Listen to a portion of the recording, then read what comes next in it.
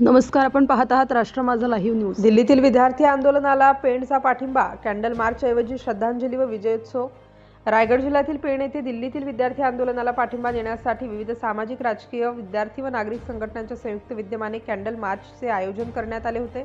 मात्र आंदोलनादरम्यान शिक्षण मंत्री धर्मेंद्र प्रधान यांनी राजीनामा दिल्याची माहिती मिळाल्यानंतर कार्यक्रमात बदल करण्यात आला। उपस्थित नागरिकांनी कथित नीट पेपर लीक प्रकरणाच्या पार्श्वभूमीवर मृत्यू पावलेल्या विद्यार्थ्यांना मेणबत्ती लावून श्रद्धांजली अर्पण केली। त्यानंतर युवकांनी आणि नागरिकांनी घोषणाबाजी करत लोकशाहीचा व युवा शक्तीच्या एकजुटीचा विजय साजरा केला। यावेळी विविध सामाजिक संघटना, राजकीय पक्षांचे पदाधिकारी, कार्यकर्ते आणि मोठ्या संख्येने नागरिक उपस्थित होते। भारत माता की जय, भारत माता की जय। देखना ही जोर कितना जादू है तो दिल में,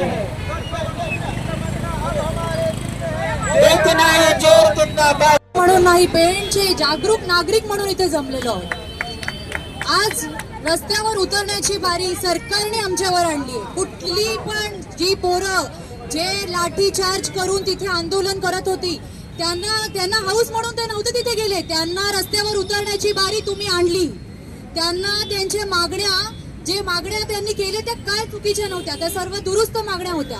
त्यांनी काय मागितलं तुमच्याकडे? तुम्ही स्वतःहून त्या तुमचा राजीनामा द्यायला पाहिजे होता। कुठेतरी तुम्ही तुमच्या त्या पदाला असमर्थ आहोत, कुठेतरी तुम्ही तुमच्या पदाला न्याय देत नाही, म्हणून तुम्ही माणुसकीच्या नात्याने स्वतःहून तुम्ही त्या पदाचा राजीनामा दिला पाहिजे होता।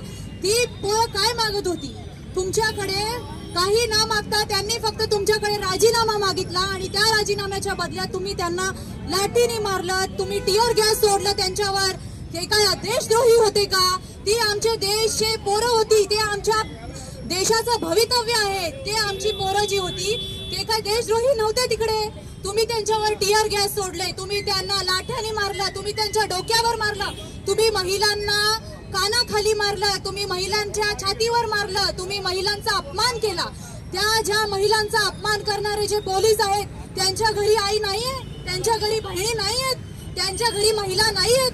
त्यांचं काही दोष नसताना ते फक्त आपल्या हक्का न्यायासाठी तिथे लढत होते।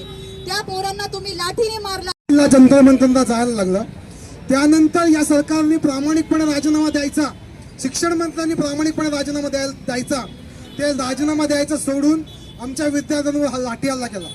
लाठी हल्ल्याचे काही नियम असतात, ते तोडून लाठी हल्ला केला। लाठी हल्ल्याचे नियम काय असतात?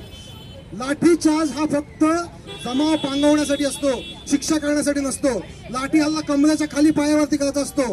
लाठी हल्ला करताना लाठीवरती खिळे ठेवायचे नसतात। या सरकारने लाठीवरती खिळे ठेवले, या सरकारने डोक्यावर मारलं, या सरकारने मुलींच्या छातीवर मारलं। इतकं निर्लज्ज सरकार या देशाने पहिल्यांदा बघितलं। इतकं निर्लज्ज सरकार ब्रिटिशांच्या नंतर या देशाने पहिल्यांदा बघितलं। आणि या सरकारचा माज असा होता की आम्ही राजीनामा देणार नाही। या सरकारला असं वाटत होतं की आम्ही सगळ्यांना झुकू, म्हणून यांनी पहिला लाठीचार्ज केला। पहिल्या लाठीचार्ज नंतर पोरं पळाले नाहीत, आणखीन जमा झाली। त्यानंतर शेवटी धर्मेंद्र प्रधानला आज राजीनामा द्यायला लागला। आपलं हे यश आहे की हा देश आमचा आहे, तुमच्या बापाचा नाहीये।